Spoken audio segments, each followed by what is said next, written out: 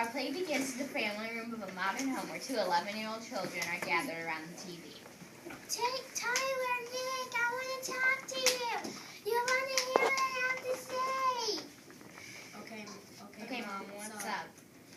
We have our plans for a family reunion. We're going to a dual ranch with all the cousins. You'll spend a week away from the TV riding horses, rafting a river. You might even get to take part in the cattle roundup. Cool, Mom. Cool. When are we going? Next Friday. Can I ride with my cousin Brad? Everyone's coming to our house to me. I don't think we'll need to take anyone's cars. Gas is so expensive. We might as well take as few cars as possible. Now the setting changes to the front yard outside Nick and Tyler's house. All the relatives are gathered to go to the reunion. Nick is standing by his mom, not really listening. Tyler is standing next to his dad.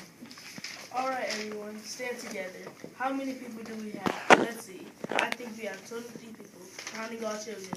Each car we are taking has 5 seatbelts. So how many cars do we need? That's easy, Dad. 23 divided by 5 equals 4 remainder of 3. We need 4 remainder of 3 cars. A strange voice is heard above the crowd. Everyone freezes as it calls in a low, slow Western drawl. Round up.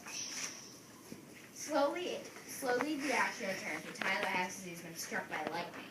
Dad, no, we don't need 4 remainder of 3 cars. I have to round up the remainder. We need 5 cars. We join our cast outside the main lodge at No Remainder Ranch. Nick and his mom are standing in front of Wrangler John. Welcome, everyone. Gather around so I can assign you a bunk. Let's see.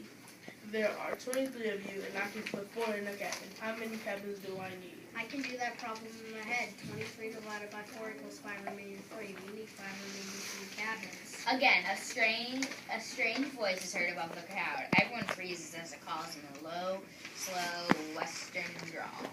Round up.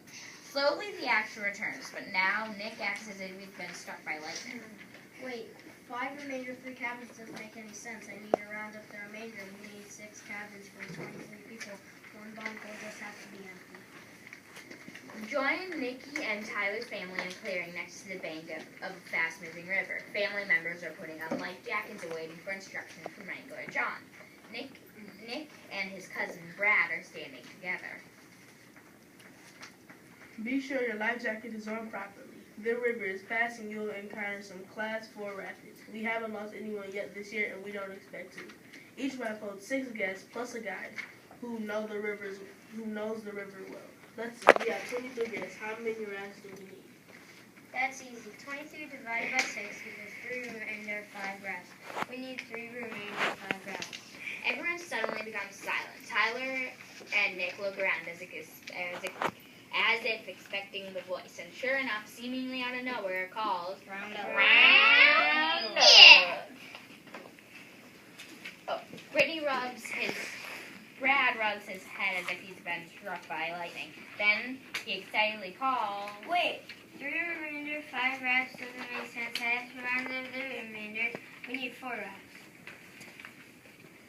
It's nighttime, and the guests at No Remainder Ranch are seated around a campfire. They are listening to Wrangler John tell stories about the mountains around them. Do you want to hear another story? Yes. Tyler? Yes. Brad? Yes. Well, okay.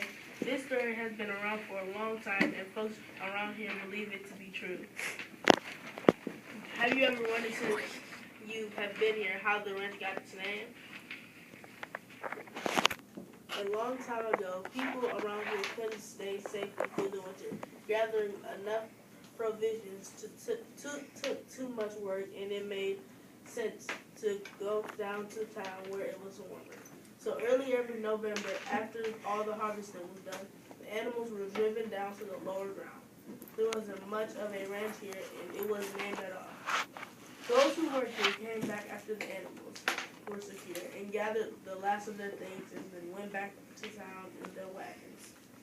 This happened year after year without incident. That is until 1906. In 1906, snow came earlier than usual, and the cattle drive had to be put together quickly.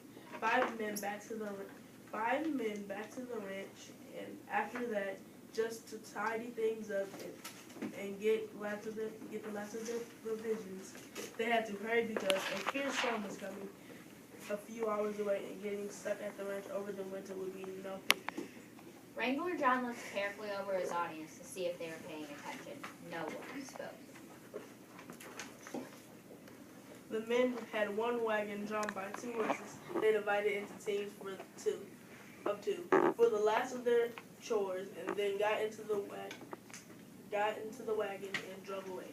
What they didn't realize was that in dividing 5 men by 2, they had left one man out scorched, as they called him, because he usually burned dinner and had no partner, no drive, and had been left to the winter alone at the ranch. By the time they realized they forgotten scorched, the high country was buried in 3 feet of snow, and it was too late to go back and search for him.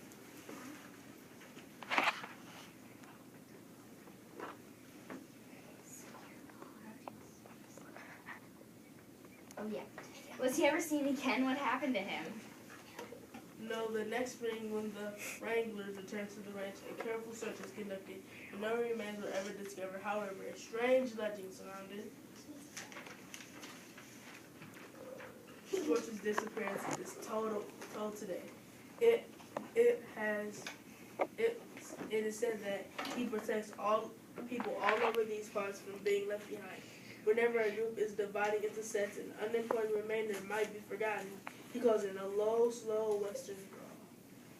The crowd grows silent as Brad, Nick, and Tyler look at each other in amazement. They know they've heard a voice. Each time they're about to leave an important remainder behind, the voice instructed them to round up. And as if it was to remind them forever, one more time, they heard the slow western drawl.